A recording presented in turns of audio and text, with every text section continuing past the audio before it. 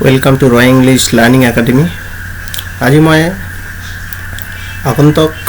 28 ফেব্ৰুৱাৰীত হ'বলগীয়া স্পেশাল টেটৰ বাবে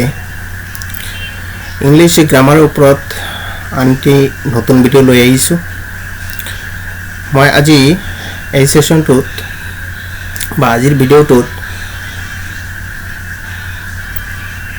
টেন্সৰ ওপৰত কেইবাটাও এমচিকিউ লৈ আহিছোঁ, যিকেইটা স্পেশাল টেটৰ বাবে খুবেই গুৰুত্বপূৰ্ণ হ'ব। ইয়াৰ উপৰিও যিসকল কেণ্ডিডেটে কম্পিটিটিভ এক্সাম দিব বিচাৰিছে তেওঁলোকৰ বাবেও খুবেই গুৰুত্বপূৰ্ণ হ'ব, কাৰণ এনেধৰণৰ এমচিকিউ পৰীক্ষাত অহা দেখা যায়।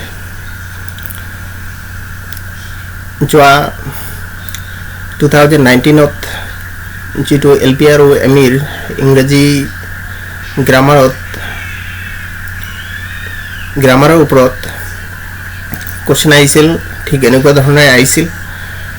তো মই আশা ৰাখিছোঁ এই ভিডিঅ'টো চালে আপোনালোকে যিসকলে স্পেশাল টেট বা বিভিন্ন কম্পিটিটিভ এক্সাম দিব বিচাৰিছে তেওঁলোকৰ বাবে খুবেই হেল্পফুল হ'ব। ইয়াৰ আগতে মই আকৌ এটা কথা ক'ব বিচাৰিছোঁ। মই ইংলিছ গ্ৰামাৰৰ নিয়মৰ ওপৰত বহুকেইটা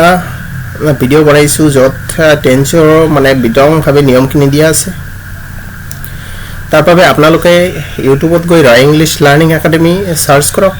আৰু প্লেলিষ্টত গৈ টেন্সৰ ওপৰত মোৰ 15-20টামান টেন্সৰ নিয়মৰ ওপৰত 15-20টামান ভিডিঅ' দিয়া আছে, সেই ভিডিঅ'কেইটা চাই লওক। আশা ৰাখিছোঁ আপোনালোকে সকলোৱে উপকৃত হ'ব। তাত একেবাৰে বিতংকৈ সকলো টেন্সৰ নিয়ম দিয়া আছে, সেইবিলাকে সাধাৰণতে পৰীক্ষাত কমন থাকে। তো বলা আমি পলম নকৰি আৰম্ভ কৰোঁ আজিৰ ভিডিঅ'টো। আজিৰ ভিডিঅ'টোত মই কেইটামান এমচিকিউ টেন্সৰ ওপৰতে কেইটামান এমচিকিউ আলোচনা কৰিবলৈ ল'ম। টপিকছ হ'ল কাৰেক্ট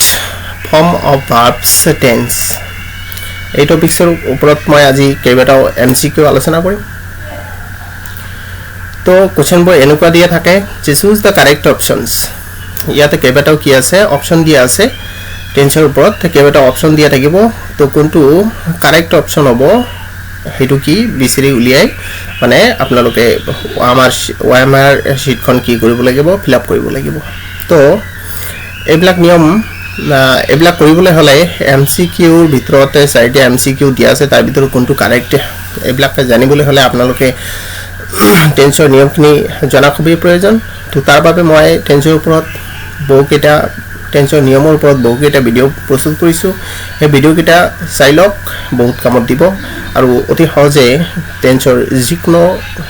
এমচিকিউ অতি সহজে সলভ কৰিব পাৰিব। তো ফাৰ্ষ্ট 1 নম্বৰ দিয়া আছে, 1ৰ A দিয়া আছে it is raining for morning. তাৰপিছত B দিয়া আছে it has been raining for morning. তাৰপিছত C নম্বৰ দিয়া আছে, C অপশ্যনত দিয়া আছে it has been raining since morning. তাৰপিছত none of the above D number দিয়া আছে। তো ইয়াৰ কোনটো কাৰেক্ট অপশ্যন, আমাৰ টেন্সৰ নলেজ থাকিলেহে ভাল নলেজ থাকিলেহে আমি ধৰিব পাৰিম। তো প্ৰথম কি আছে it is raining for morning, এইটোতো কাৰেক্ট নহয়, কাৰণ সিন্স পোৱা থকা বাক্য নিৰ্দিষ্ট সময় বা ব্যাপক সময় থকা বাক্যবোৰ সাধাৰণতে কোন টেন্সত লিখিব লাগে, প্ৰেজেণ্ট পাৰফেক্ট কণ্টিনিউৱাছ টেন্সত লিখিব লাগে। তো এইটো প্ৰেজেণ্ট কণ্টিনিউৱাছ টেন্সত লিখা আছে। তো অপশ্যন এটো কি কাৰেক্ট নহ'ব। তাৰপিছত অপশ্যন বি লৈ আহিছোঁ, অপশ্যন বি দিয়া আছে it has been raining for morning.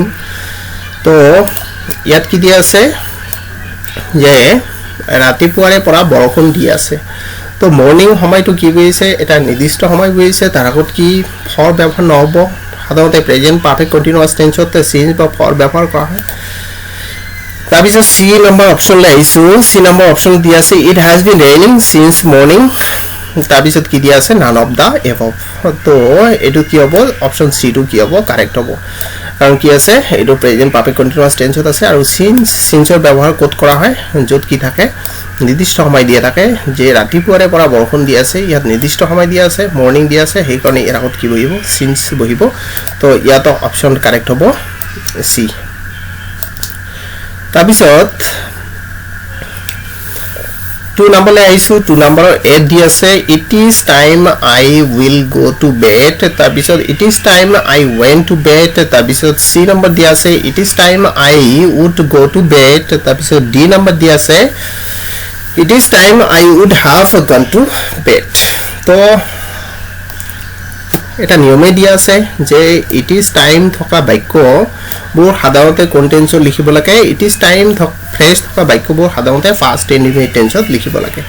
তো ইয়াত কি আছে ফিউচাৰ ইনডিফিনিট টেন্সত অপচন এ ফিউচাৰ ইনডিফিনিট টেন্সত লিখা আছে তাৰ পিছত option B it is time I went to bed এটো পাষ্ট টেন্সত লিখা আছে পাষ্ট ইনডিফিনিট টেন্সত লিখা আছে আৰু it is time I would have gone to bed এটো হ'ব it is time I would have option C আছে it is time I would go to bed তাৰপিছত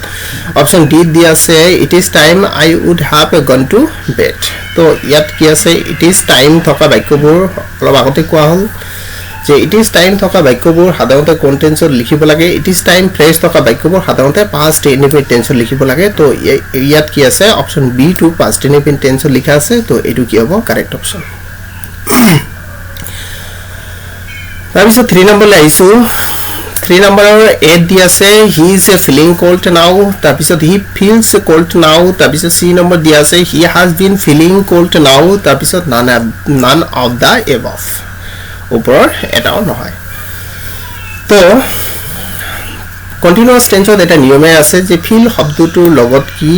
আইএনজি যোগ নহয় মানে কন্টিনিউয়াস টেন্সত ফিল ভাৰ্বটোৰ লগত কি আইএনজি যোগ নহয় তো আমাৰ কি কৰিব লাগে তেতিয়া একে অৰ্থ প্ৰকাশ কৰিবলৈ তাৰ আগৰ টেন্স মানে প্ৰেজেন্ট ইনডেফিনিট টেন্সত লিখি বাক্যটো কি কৰিব লাগে অৰ্থ প্ৰকাশ কৰিব লাগে তো ইয়াত কি আছে হি ইজ ফিলিং কোল্ড নাও এটো কন্টিনিউয়াস টেন্সত আছে ফিলৰ লগত আইএনজি যোগ নহয় কন্টিনিউয়াস টেন্সত তো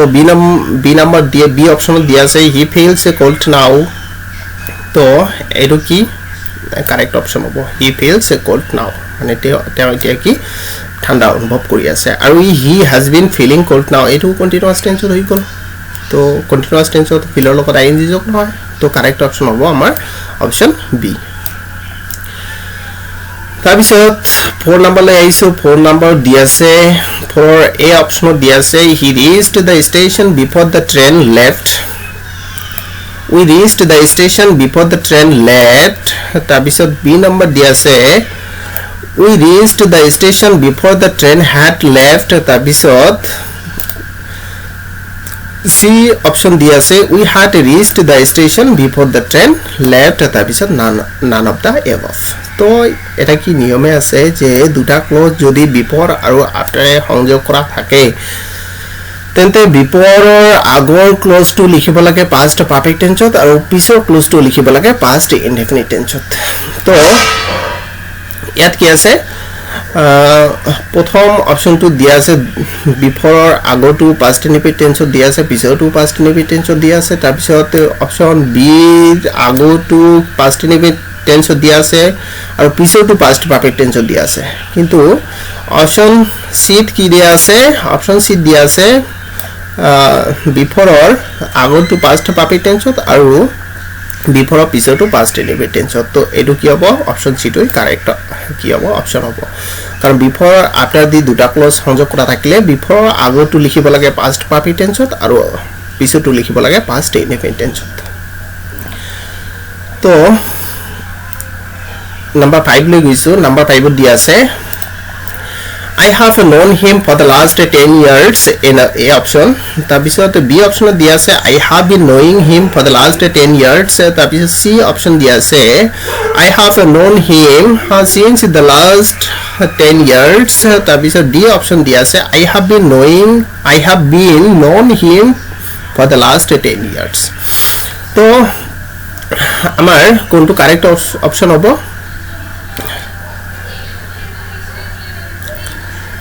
option D to correct option of I have been known him for the last 10 years तो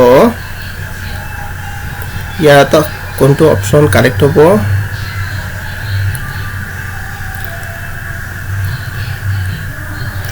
यहाँ तो option A to correct होगा actually की करूँ लगे हमारे एक्चुअली কি আছে বাক্যটোত ফৰ আছে তাৰপিছত এটা কি আছে মানে ব্যাপক সময় দিয়া আছে সেই কাৰণে আমাৰ বাক্যটো কোন টেন্সত লিখিব লাগে প্ৰেজেন্ট পাৰফেক্ট কন্টিনিউয়াস টেন্সত লিখিব লাগে কিন্তু এটা কথা মনত ৰাখিবলগীয়া আছে যে ভাৰ্বটো যদি কি থাকে নো থাকে নো ভাৰ্বটোৰ লগত কি নহয় আইএনজি যোগ নহয় সেই কাৰণে আমাৰ কি কৰিব লাগে একচুয়ালি নিয়ম মতে আমাৰ প্ৰেজেন্ট পাৰফেক্ট কন্টিনিউয়াস টেন্সত লিখিব লাগে কিন্তু এটো যেটো ভাৰ্বটো কি আছে নো ভাৰ্বৰ লগত প্ৰেজেন্ট পাৰফেক্ট কন্টিনিউয়াস টেন্সত একচুয়ালি ভাৰ্বৰ লগত আইএনজি যোগ কৰিব লাগে কিন্তু নো নিয়ম আছে এটা যে নো ভাৰ্বৰ লগত কি আইএনজি যোগ নহয় সেই কাৰণে কি কৰিব লাগিব তাৰ আগৰ টেন্স মানে প্ৰেজেন্ট পাৰফেক্ট টেন্সৰ আগৰ টেন্স কোনটো হ'ব সৰি প্ৰেজেন্ট পাৰফেক্ট কন্টিনিউয়াস টেন্সৰ আগৰ টেন্স কোনটো হ'ব প্ৰেজেন্ট পাৰফেক্ট টেন্স হ'ব তো এটো প্ৰেজেন্ট পাৰফেক্ট টেন্সত লিখি কি কৰিব লাগিব অৰ্থ প্ৰকাশ কৰিব লাগিব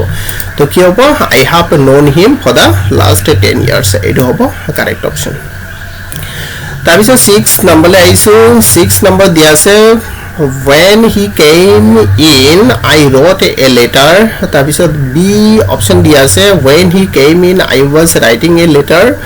তাৰপিছত C অপশন দিয়া আছে when he was coming in I wrote a letter তাৰপিছত D অপশনত দিয়া আছে when he comes in I was writing a letter তো ইয়াতো কোনটো কারেক্ট অপশন আছে এটা নিয়মে আছে যে when while দি দুটা ক্লজ সংযোগ কৰা থাকিলে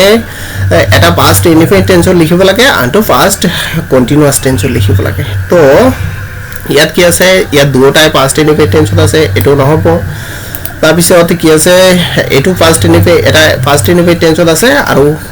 কি আছে আনটো past continuous টেন্সত আছে এটো কি হ'ব কারেক্ট অপশন হ'ব তাৰপিছত when he was coming in এটো নহব তাৰপিছত when he comes in এটো হ'ব তো আমাৰ এটা নিয়মে আছে যে when while as দি দুটা ক্লজ সংযোগ কৰা থাকিলে এটা past indefinite টেন্সত লিখিব লাগে আনটো past continuous টেন্সত লিখিব লাগে তো ইয়াৰ কাৰেক্ট অপশন হ'ব বি তাৰপিছত ডি নম্বৰলৈ 7 নম্বৰলৈ আইছো 7 নম্বৰ দিয়া আছে he 7 or A option দিয়া আছে he will stay here until she comes back তাৰপিছত B option দিয়া আছে he stays here until she comes back তাৰপিছত C option দিয়া আছে he will stay here until she come back তাৰপিছত D option দিয়া আছে he stays here until she will come back ইয়াতো কি এটা নিয়ম আছে যে দুটা ক্লজ until আৰু till দি সংযোগ কৰা থাকিলে এটা present indefinite tense লিখিব লাগে আনটো future indefinite tense লিখিব লাগে তো প্ৰথম অপশনটো কি আছে he will stay here until she comes back এটো কি আছে এটা future indefinite tense আছে এটা ক্লজ কি আছে future indefinite tense আছে আনটো ক্লজ কি আছে until দি দুটা ক্লজ সংযোগ কৰাইছে এটা future indefinite tense আছে he will stay here আৰু আনটো কি আছে she comes back এটো কি আছে present indefinite tense আছে তাৰ পিছতো কি আছে দুটাই present indefinite tense দিয়া আছে অপশন বি দুটাই present indefinite tense আছে এটো নহব তাৰ পিছত অপশন সি এটা future indefinite tense আছে কিন্তু পিছতো comes হ'ব লাগিছিল ইয়াত যেটো কি আছে সিটো third person singular number present indefinite tense হলে present indefinite tense হলে ভাৰ্বৰ লগত কি কৰিব লাগে s by s যোগ কৰিব লাগে যদি subject to third person singular number হয় তাৰপিছত তেন্তে এটো অপশন সি নহব তাৰপিছত ডি অপশন আছে হি stays here until she will come back তো এটো নহব তো আমাৰ কোনটো অপশন কারেক্ট হ'ব অপশন এ টু কারেক্ট হ'ব he will stay here until she comes back next 8 number লৈ গৈছো 8 number দি আছে first option a option dia say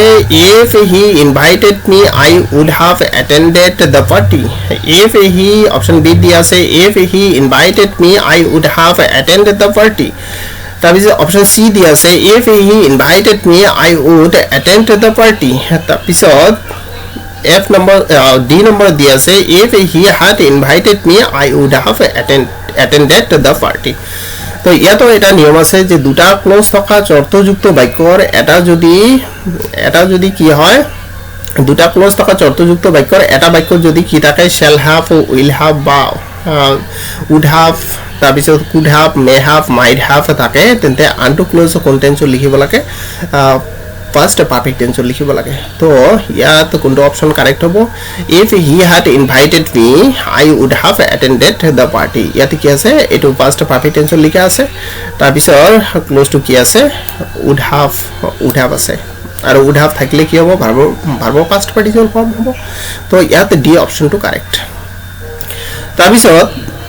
9 নম্বৰলৈ আহিছোঁ 9ৰ অপশ্যন 8 দিয়া আছে he told me that he would meet me tomorrow তাৰপিছত B option দিয়া আছে he told me that he will meet me the next day তাৰপিছত চি অপশ্যন দিয়া আছে he told me that he will meet me tomorrow তাৰপিছত D option দিয়া আছে he told me that he would meet me the next day actually কি আছে এটো ন্যাৰেশনৰ নিয়ম আছে ন্যাৰেশন নিয়ম মতে আমাৰ কি কৰিব লাগে যে ৰিপৰ্টিং ভাবটো জি টেন্সত থাকে ৰিপৰ্টেড স্পীচটো সেই টেন্সত কি কৰিব লাগে লিখিব লাগে আৰু ৰিপৰ্টেড স্পীচটো যদি কি থাকে অক্সিলাৰি ভাব মেইন ভাব দুটাই থাকে তেন্তে কি কৰিব লাগে কেৱল অক্সিলাৰি ভাবটো টেন্সৰ পৰিৱৰ্তন কৰিব লাগে তো ইয়াতে কি আছে প্ৰথম অপচন ন্যাৰেশনৰ নিয়ম মতে কি হ'ব লাগিছিল এখিনি ঠিকই আছে এটো কি আছে পাস্ট ইনডিফিনিট টেন্সত আছে ৰিপৰ্টিং ভাবটো he told me past indefinite টেন্সত আছে এখিনি কি কৰাইছে উড উইলৰ পাস্ট ফৰ্ম উড কৰাইছে কিন্তু ইয়াতে ন্যাৰেশনৰ নিয়ম মতে কি কৰা হোৱা নাই টুমৰ ন্যাৰেশনৰ নিয়ম মতে কি ডাইৰেক্ট ন্যাৰেশনত যদি টুমৰ থাকে ইনডাইৰেক্ট ন্যাৰেশনত কি হয় দা নেক্সট ডে হয় তাৰপিছত বি অপশ্যনত কি আছে বি অপশ্যনত ইয়াতে টেন্সৰ পৰিৱৰ্তন হোৱা নাই এটো নহব তাৰপিছত সি অপশ্যনত কি আছে ইয়াতো টেন্সৰ পৰিৱৰ্তন হোৱা নাই ইয়াতে মেইন ভাৰ্বৰ টেন্সৰ পৰিৱৰ্তন কৰাইছে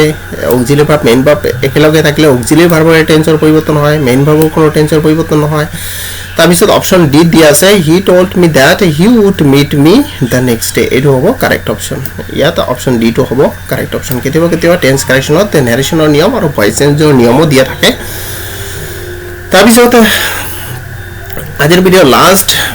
question to lo aiso last question diya se option a he was killed in the last world war tabisot b option diya se he killed in the last world war tabisot c hobo c diya se he was killed in the last world war tabisot none of the above to etu এটা voice চেঞ্জৰ নিয়মতে এটো tense correction কৰিব লাগিব actually last থকা বাক্য contents লিখিব লাগে last থকা বাক্য একচুয়ালি কন্টেন্টস লিখিব লাগে পাস্ট ইনডিফিনিট টেন্স লিখিব লাগে কিন্তু ইয়াতে পাস্ট ইনডিফিনিট টেন্স লিখিলে বাক্যটো কি সঠিক মানে প্ৰপাৰ মিনিং নুবুজাব সেই কাৰণে কি কৰিব লাগিব এটো পাস্ট টেন্সৰ পেসিভ ভয়েসত লিখিব লাগিব he was killed in the last world war এটো হ'ব সঠিক অপচন তো এই আছিল আজিৰ ভিডিওটো কেনেকুৱা লাগিল কমেন্ট সেকশনত কমেন্ট কৰি জনাব আৰু এনেকুৱা ধৰণৰ ভিডিও পোৱাৰ বাবে চেনেলটো সাবস্ক্ৰাইব কৰিব আৰু বেল আইকনটো প্ৰেছ কৰি ৰাখিব যাতে মই পৰৱৰ্তী ভিডিও আপলোড কৰাৰ লগে লগে সোনকালে নটিফিকেশনটো পাই যায় আৰু ভিডিওটো ভাল লাগিলে লাইক শেয়াৰ কৰিবলৈ নাপাহৰিব তো পৰৱৰ্তী এটা ভিডিওত লগ পোৱাৰ প্ৰতিশ্ৰুতিৰে